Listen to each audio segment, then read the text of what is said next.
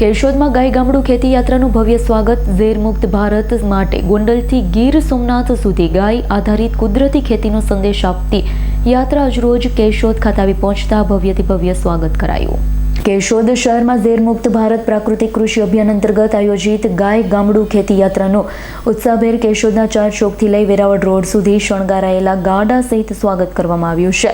આ યાત્રાનું આયોજન શ્રી ગીર ગૌ જતન સંસ્થા ગોંડલ દ્વારા કરવામાં આવ્યું. યાત્રાના મુખ્ય માર્ગદર્શક તરીકે રમેશભાઈ રૂપારેલિયા તેમજ સંસ્થાની કમિટી ટીમ જોડાઈ હતી.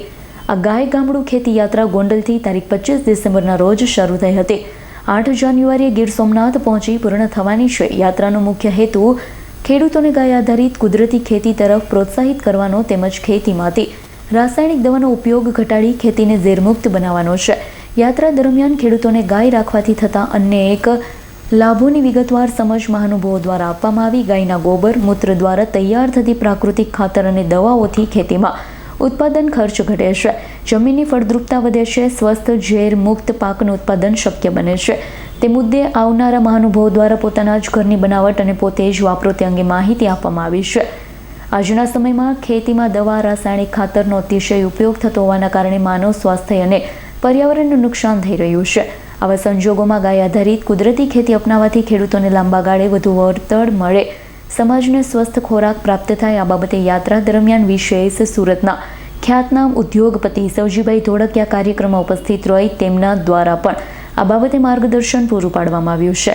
કેશોદ ખાતે યાત્રાના સ્વાગત પ્રસંગે સ્થાનિક ખેડૂતો, ગૌસેવકો તથા ગ્રામજનો, મહિલા મોટી સંખ્યામાં ઉપસ્થિત રહ્યા હતા. ગાય ગામડું ખેતી યાત્રાના ઉદ્દેશ્યોને આવકાર આપ્યો હતો. આ યાત્રા દ્વારા ઝેરમુક્ત ખેતી, ગૌ સંરક્ષણનો સંદેશ સમગ્ર સૌરાષ્ટ્રમાં ફેલાવી ગાય આધારિત ખેતી પર આજે નહીં તો કાલે પણ જવા નિશ્ચિત બનવા જણાવ્યું હતું. જય ગૌ માતા. ઝેરમુક્ત ભારત યાત્રા આ એક એવી યાત્રા છે, કોઈ સંપ્રદાયની નથી, કોઈ જ્ઞાતિની નથી, કોઈ પાર્ટીની નથી, કોઈ ધર્મની નથી.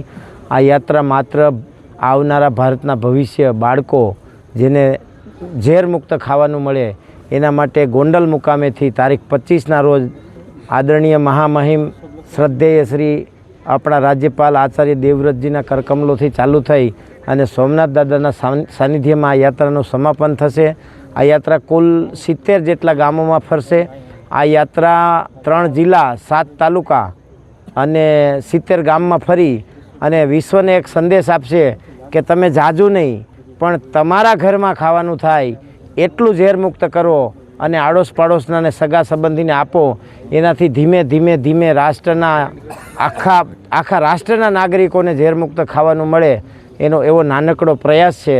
અને આજે અમે તારીખ 2/1/2026ના રોજ કેશોદ મુકામે અમારા મિત્ર, સાથી મિત્રો પ્રભાતસિંહ ગાંગણા, મુકેશભાઈ જેવી અહીંયા લગભગ 101 કાર્યકર્તાઓની ટીમ દ્વારા ભવ્યથી ભવ્ય સ્વાગત કર્યું. અને આજના વક્તા અમારા રાષ્ટ્રને સમર્પિત એક રાષ્ટ્રપુરુષ કહેવાય એવા સવજીભાઈ ધોળકિયા એ એક સંદેશ આપશે. આ યાત્રા ઓફલાઈન અને ઓનલાઈન આખા વિશ્વના કુલ લગભગ એવરીડે 1.5 કરોડ લોકો આને જોવે છે. અને આનાથી એક ગુજરાતની ધરતી ઉપરથી નવી ક્રાંતિની શરૂઆત છે. ઝેરમુક્ત ભારત આખા વિશ્વને એવો સંદેશ છે કે તમારા પરિવારમાં ઓછામાં ઓછું કેમિકલવાળું ખાવાનું ખાઓ અને પરિવારને તેજસ્વી બનાવો. Bureau report S9 news, Junagadh. અમારી તમામ માહિતીથી અપડેટ રહેવા માટે જોડાયેલા રહો S9 ન્યૂઝ સાથે.